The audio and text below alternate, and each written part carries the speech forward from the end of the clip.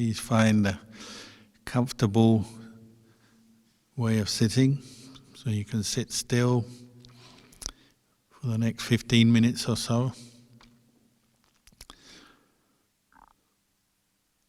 Bring your attention inwards to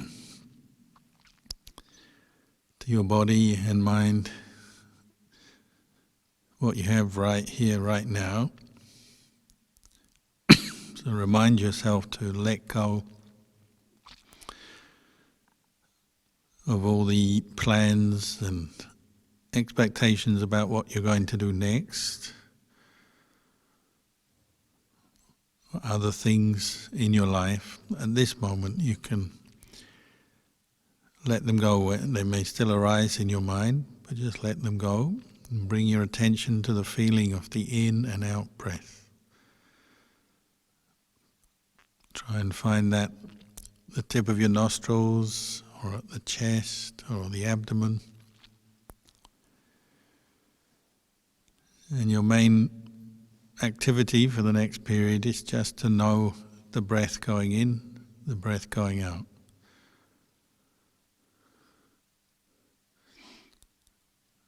You don't have to solve your problems, plan your life. You don't have to go back over the past. You can remind yourself to let it all be, put it down, and just come back to the present moment as much as you can by focusing your attention on the breathing. You don't have to form an opinion about the breath or how you're doing this meditation. You don't have to feel that you're bad at the meditation or good. Your main aim is just from moment to moment to know one breath in and one breath out. What you'll find is if you're doing that, after a while you might physically and mentally start to relax.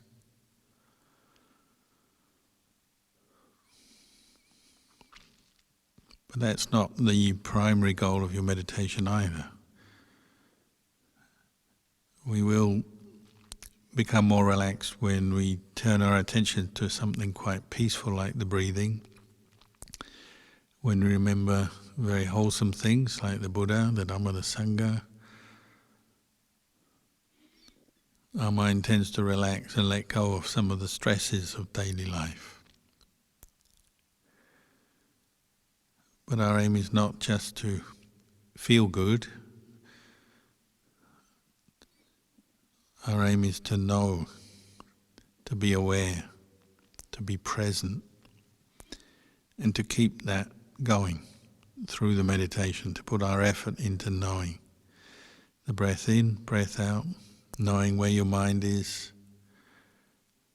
knowing what's arising, any movements or activity in your mind, any sensations in your body, just to know them, to observe them, watch them, but then let go and keep returning to the breath.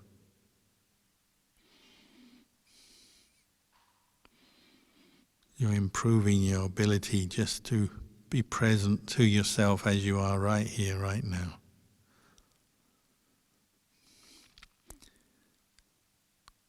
Because you will tend to calm down just sitting still for a while. You have to be on guard because it's very easy to become dull and sleepy because of the reduction in activity. You're not moving around, you're not doing many things. Now you're just bringing your attention to your breathing. So at first it can bring up sleepiness, dullness.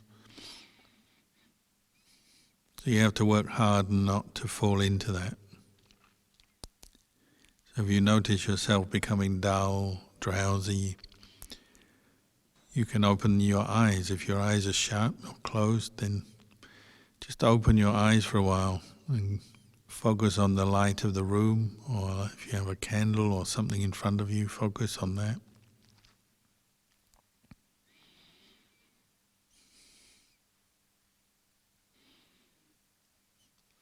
And learning to make this awareness, this presence of mind very strong and continuous, so even dullness and drowsiness can't pull us away from our awareness.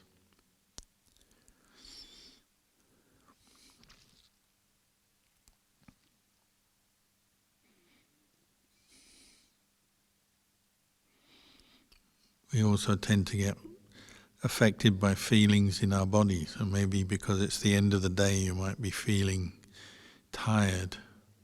So just notice how that appears in your own body. When you say, I'm tired, what does that mean? Is there a particular sensation or feeling somewhere in your body?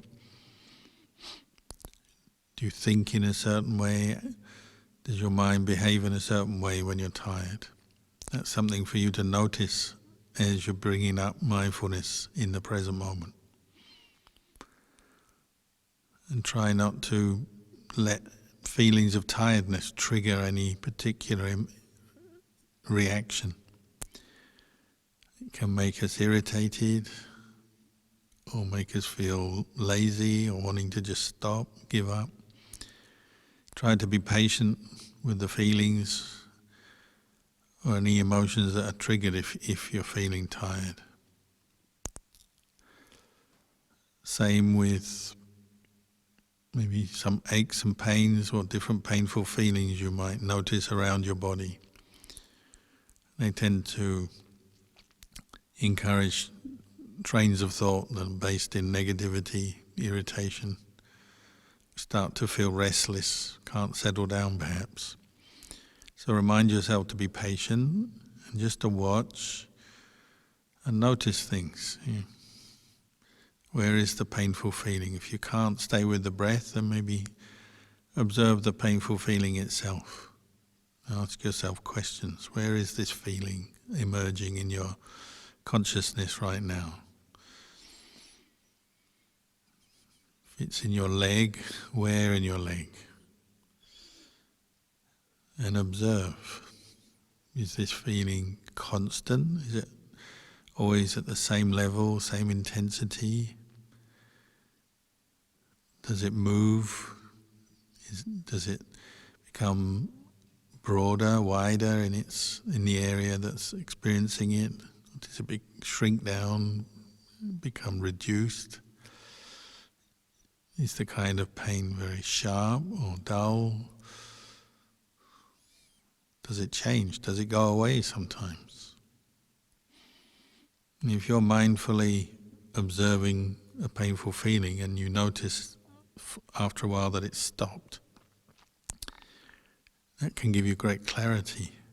You know that feeling is impermanent, anicca. And you can say, what is impermanent, I don't really own. I don't own this pain. Because it's gone. And you see that it's gone. Even though it returns later maybe, you've seen that it's disappeared for a while. So you know that it's not permanent, you know it's not self.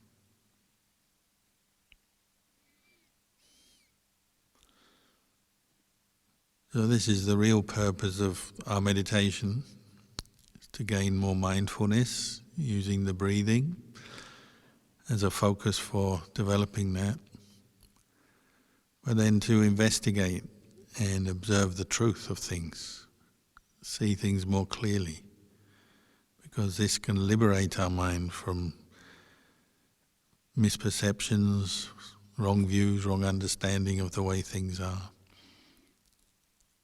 So something like a painful feeling, you might realize, it's a feeling that comes and goes. It's not really who I am, it's just something I'm observing. My consciousness is aware of it, senses it, but it comes and goes. And wisdom can arise this way.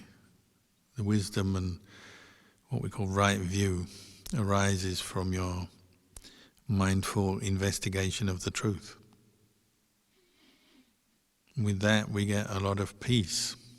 But peace based on understanding, not just a peaceful feeling, which may be uncertain, but actual peace based on viewing things correctly and seeing with the eye of wisdom the way things are, seeing the Dhamma or knowing the Dhamma.